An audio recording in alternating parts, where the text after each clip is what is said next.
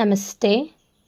ഇന്നത്തെ ക്ലാസ്സിൻ്റെ ടോപ്പിക്ക് അപഭ്രംശിക്ക് രചനാക്കാർ ഏവം രചനായും എന്ന ടോപ്പിക്കാണ്. അപ്പോൾ കുറച്ച് രചനാക്കാർ, അതുപോലെ തന്നെ അവരുടെ രചനകൾ, അതുപോലെ തന്നെ അവരുടെ രചനാകാൽ എന്നീ 3 കാര്യങ്ങൾ നമുക്ക് കൂടുതൽ മനസ്സിലാക്കാം. ആദ്യം സർഹപാദാണ്, ദോഹകോശാണ്, രചന ആഡ്വിംശതി. അടുത്തത് സ്വയംഭു, പൗമചരു ആഡ്വിംശതി. അതുപോലെ തന്നെ സ്വയംഭുവിൻ്റെ വേറെ കൃതിയാണ് റിട്ടണേമി ചരിവു ആഡ്വിംശതി. അതുപോലെ തന്നെ പഞ്ചമി ചരിവു, അതുപോലെ തന്നെ സ്വയംഭു ചന്ദ്. ഇതെല്ലാം ആഡ്വിംശതിയാണ് അതിൻ്റെ രചനാകാലം. അടുത്തത് ഉദ്യോതൻ സൂരി, കുവലൈമാല കഹ. കുവലൈമാല കഹ നവീംശതിയാണ്. അടുത്തത് പുഷ്പദന്ത് മഹാപുരാൺ ദസ്വിംശതി. യണുകുമാർ ചരുവു, ജസ്ഹർ ചരുവു, ഇതൊക്കെ അദ്ദേഹത്തിൻ്റെ കൃതികളാണ്, പുഷ്പദന്തിൻ്റെ കൃതികളാണ്. അതുപോലെ തന്നെ ഇതിൻ്റെ രചനാകാല് ദസ്വിംശതിയാണ്.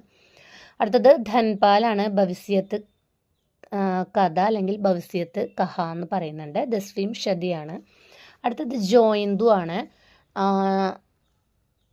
ജോയിന്തുയുടെ കൃതിയാണ് യോഗ് സാറ്.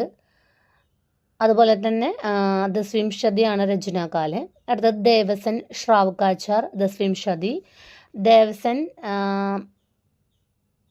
അദ്ദേഹത്തിൻ്റെ പ്രധാനപ്പെട്ട എപ്പോഴും എക്സാമിനൊക്കെ ചോദിക്കാറുള്ള ഒരു കൃതിയാണ് ശ്രാവകാചാർ, ദസ്വിംശതി.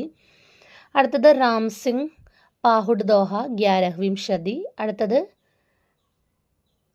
വീർ ജംബു സാമി ചരു, ഗ്യാരഹ്വിംശതി. അടുത്തത് മാഇൽ ധവൽ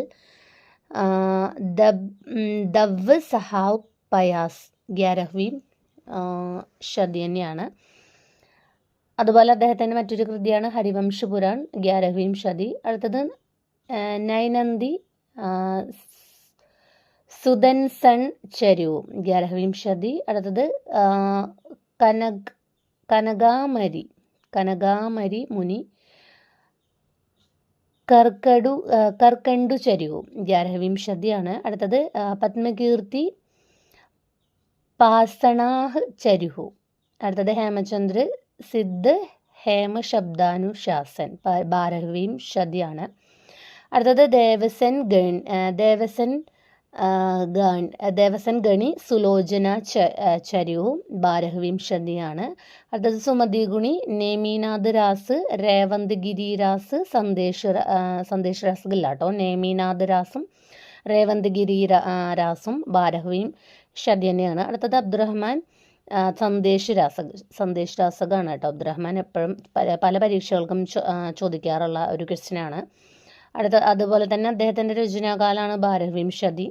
അടുത്തത് ദാമോദർ ശർമ്മ ഉക്തി വ്യക്തി പ്രകരൺ, ബാരഹ്വിംശതി. അടുത്തത് ജിനിദത്ത് സൂരി ഉപദേശ രസായൻ രാസ്, ബാരഹ്വിംശതി. അടുത്തത് ജിനിദത്ത് സൂരി ചർച്ചരി, ബാരഹ്വിംശതി. അടുത്തത് അദ്ദേഹത്തിൻ്റെ തന്നെ കാൽ സ്വരൂപ് കുലഗ് എന്ന് പറഞ്ഞിട്ട്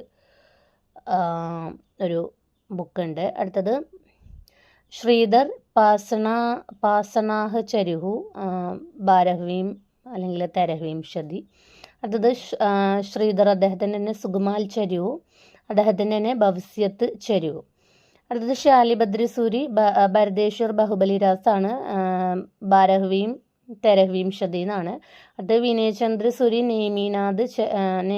നേമിനാഥ് ചൗപ്പൈ എന്നാണ്, തെരഹ്വിംശതി. അടുത്തത് ആസഗു അല്ലെങ്കിൽ ആഗസു എന്നൊക്കെ കാണാറുണ്ട്, ആസഗു ചന്ദൻ ബാലരാസാണ്, തെരഹ്വിംശതി. അടുത്തത് ജിനിധർമ്മസൂരി സ്ഥൂലി ഭദ്രരാസ്, തെരഹ്വിംശതി.